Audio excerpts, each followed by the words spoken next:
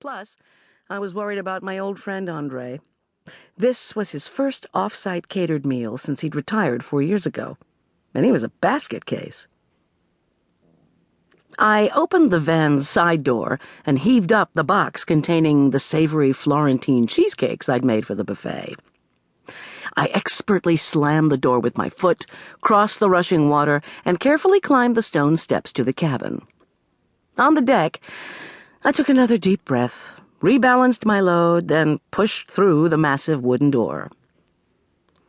Workers bustled about a brightly lit, log-lined, high-beamed great room.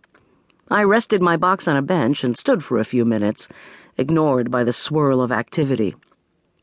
Frowning, I found it challenging to comprehend my surroundings. 2 workers called to each other about where to move the scrim, which I finally deduced was a mounted swath of fabric designed to diffuse the photographer's light. The 2 men moved on to clamping movable 8-foot-square wood screens, flats, I soon learned, into place. The flats formed a 3-sided frame for the set. Meanwhile, other folks rushed to and fro, laden with hair dryers, notebooks, makeup trays, tripods, and camera equipment.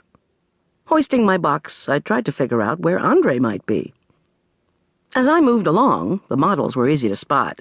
Muscular young men and impossibly slender women, all with arrestingly sculpted faces, leaned against the log walls or slumped in the few stripped bark bentwood chairs.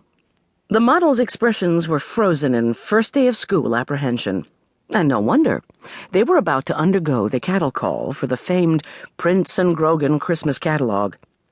Prince & Grogan was an upscale Denver department store. Auditioning to model Santa print pajamas for their ads had to be anxiety-creating. I plowed a crooked path to what I hoped was the kitchen entrance. As I feared, the dark, cramped cooking space featured plywood glued along the one wall not covered by cupboards. Above the plywood, a dusty lamp hung to illuminate the battered sink.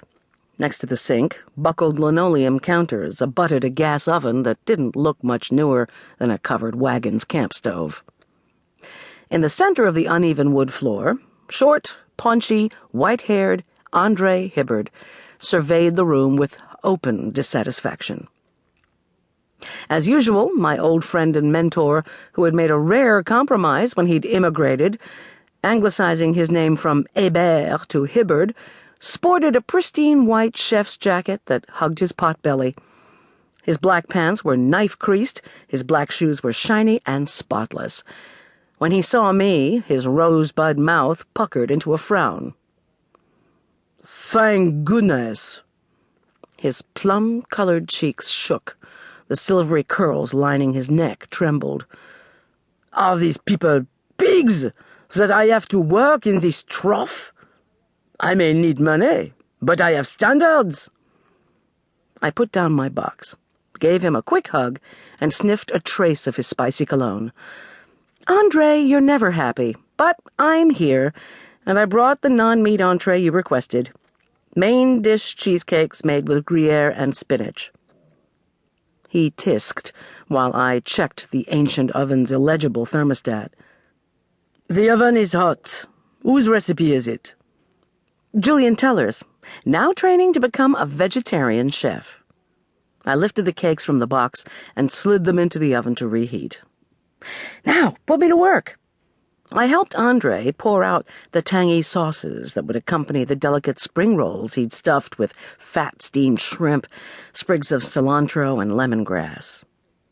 Then we stirred chopped pears into the red wine vinaigrette, counted cornbread biscuits, Parker House rolls, and sourdough baguettes, and discussed the layout of the buffet. Prince & Grogan was the client of record, but the fashion photography studio, Ian's Images, was running the show. "Ian Hood does fashion photography for money," Andre announced as he checked his menu, "and nature photography for fun. You know this?"